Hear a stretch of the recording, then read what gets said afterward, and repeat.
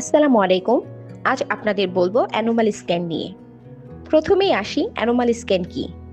Anomaly scan প্রেগন্যান্সিতে খুবই important একটা ultrasound, যেখানে বাচ্চার জন্মগত কোনো ত্রুটি আছে কিনা সেটা বোঝা যায়। সেকেন্ড, এটা কখন করতে হবে? এটা সাধারণত 18 থেকে 22 সপ্তাহের মধ্যে করা হয়, কারণ এই সময়ের আগে কিংবা পরে করলে রিপোর্ট ঠিক আসবে না। থার্ড, সব কিছু কি অ্যানোমালি স্ক্যানে ধরা পড়ে? না, সব রকম জন্মগত ত্রুটি অ্যানোমালি স্ক্যানে ধরা পড়বে না। কিন্তু যদি মেজর কোনো অ্যাবনর্মালিটি থাকে, জন্মগত কোনো অর্গানের ত্রুটি থাকে, তাহলে সেই মেজর অ্যাবনর্মালিটিগুলো অ্যানোমালি স্ক্যানে ধরা পড়বে। ফোর্থ, অ্যানোমালি স্ক্যানে যদি কোনো প্রবলেম ধরা পড়ে, তাহলে কি করবেন?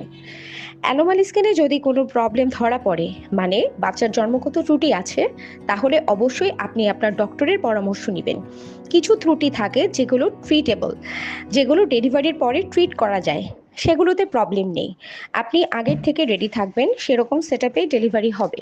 আর অ্যানোমালি স্ক্যানে যদি এমন কোনো অ্যাবনর্মালিটি ধরা পড়ে যেটাতে বাচ্চার ফিউচারে, বাচ্চা জন্মানোর পর নর্মাল লাইফ লিড করতে পারবে না বা সে বেঁচে থাকতে পারবে না, সেরকম যদি কোনো অ্যাবনর্মালিটি ধরা পড়ে, তাহলে সেই প্রেগনেন্সিটাকে টার্মিনেট করে দেওয়া যায়, মানে সেই প্রেগনেন্সিটাকে আপনি নষ্ট করে দিতে পারেন। তাই এসব কারণে অ্যানোমালি স্ক্যান খুবই ইম্পর্ট্যান্ট, এটা অবশ্যই করতে হবে।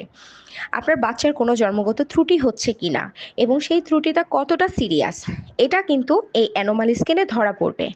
তাহলে অবশ্যই আপনারা আপনাদের প্রেগনেন্সিতে অ্যানোমালি স্ক্যান 18 to 22 উইকসের মধ্যে করাবেন।